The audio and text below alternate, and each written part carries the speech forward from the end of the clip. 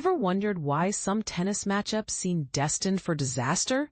For Jo-Wilfried Tsonga, Andy Murray was that player. The one opponent who consistently exposed his weaknesses, even more so than legends like Roger Federer. Murray's strategic brilliance just seemed to neutralize Tsonga's biggest weapons time and time again.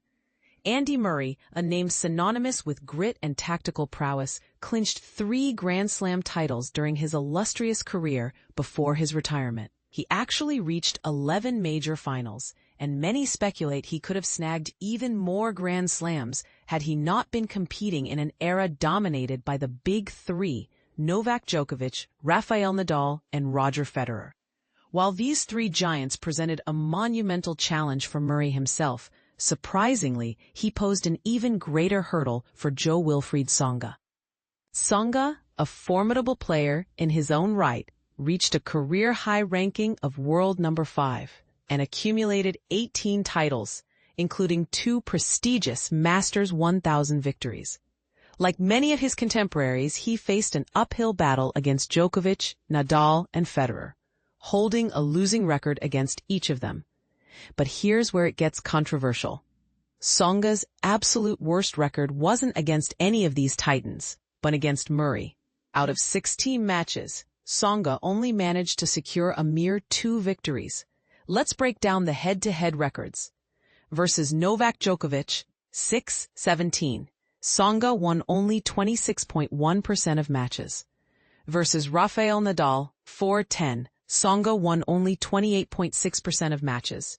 Versus Roger Federer, 6-12. Tsonga won only 33.3% of matches. Versus Andy Murray, 2-14. Tsonga won a paltry 12.5% of matches. So what made Murray such a difficult opponent for Tsonga? In an interview on the Universe Tennis podcast, Tsonga himself shed light on this perplexing dynamic. His explanation? Murray's strengths directly countered his own. Well, because my qualities directly matched his qualities, and so there it was, Tsonga explained. I served well, he returned well. I liked playing with a change of pace, and it didn't bother him, you see. If I chipped him, he chipped me back. He essentially described Murray as a mirror, reflecting back everything Tsonga tried to do.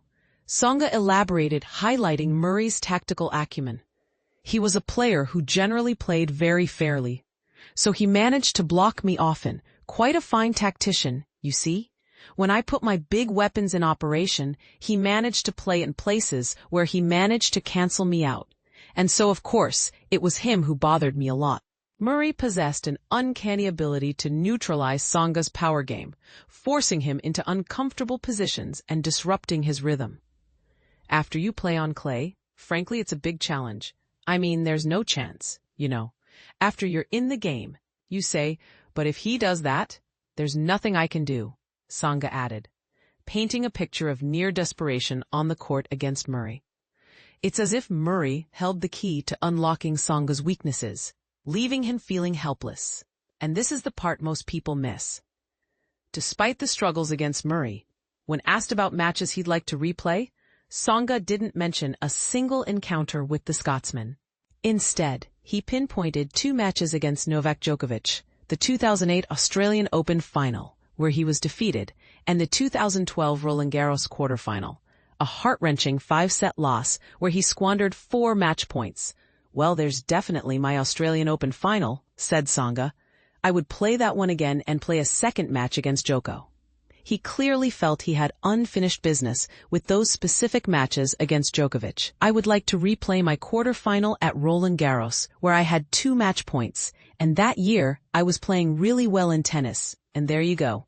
I came very close with a passing shot. 3 match points, and it came down to very little. That Roland Garros loss clearly haunted him, a testament to the fine margins that separate victory from defeat in professional tennis. Tsonga dissected the crucial moments.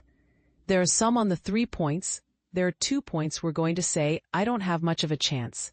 He plays all that really well, and then there's a point where I have a passing shot to win. He anticipates on the right side where I have time to think about my final in the Australian where I have a bit of the same passing shot, but on the other side to get back into the match. But I have these 2 matches. If I could replay them, I would replay them. When questioned about whether these losses still weigh heavily on his mind, Tsonga clarified that he doesn't dwell on them constantly.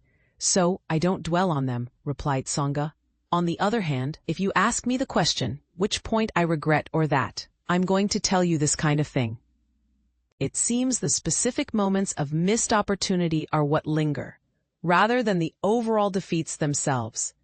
So what do you make of Tsonga's comments? Is it more psychologically damaging to consistently lose to a tactically superior player like Murray, or to have a golden opportunity slip through your fingers in a major final against someone like Djokovic? Does this suggest that some losses impact an athlete more than others, regardless of the opponent?